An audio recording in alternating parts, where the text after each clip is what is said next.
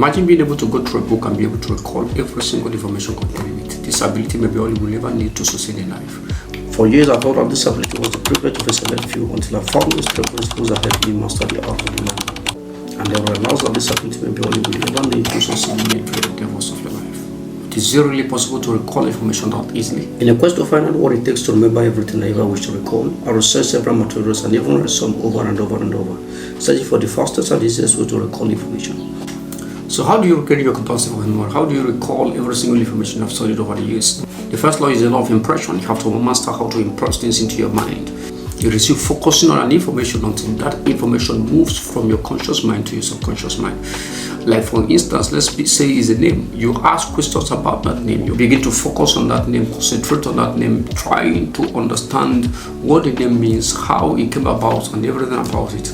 And by you just doing that, by you just trying to focus on this, it becomes very easy, it becomes very simple for you to recall it the next time you meet that person. So the next time you meet with individual, it becomes very easy and very simple for you to recall that information. Number two is the law of association. This one has to do with you associating the things that are new to things that are old. For instance, you get the name of someone. Let's still use the name of someone as an example. You get the name of someone for the first time, and you know someone else who bears that name, and you now connect the name of the new individual with that of the person that you have already know. So the next time you meet that person, all you just need to do is to recall the name of the individual you connected their name with, and it becomes very easy for you to remember the name.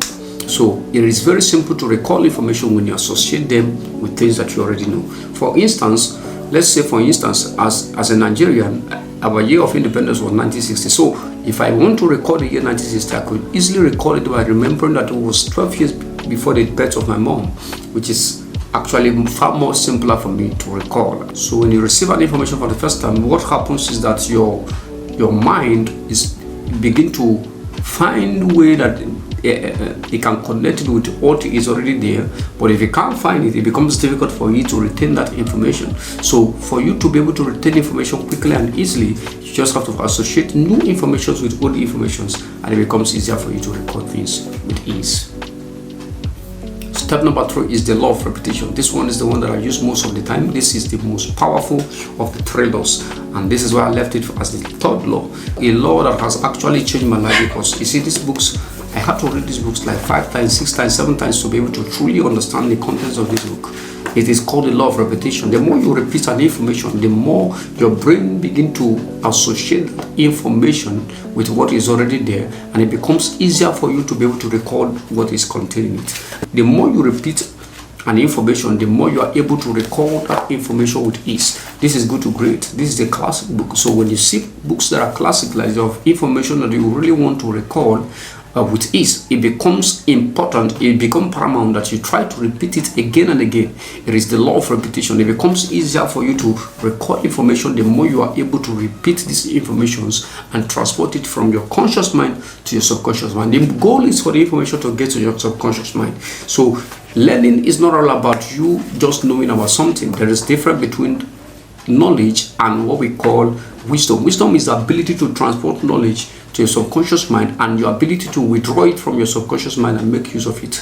So when you are not able to transport information from your conscious mind to your subconscious mind, you will know a lot of things, but when it comes to a situation where you want to apply such things, it will be difficult for you to recall some of the information. So it is about you transporting information from your conscious mind to your subconscious mind, and it has to do with you repeating the information again and again. For instance, if it is a podcast or a video like this one that you want to watch and understand what is being said here, the easiest way to do that is for you to watch it at least 5 or 6 times. In fact, for me, I do sometimes watch some of the videos that are very valuable to me. I do watch them up to 10 times, 15 times, even 20 times. There is a video that I have watched more than at least 50 times just to understand the contents of the video.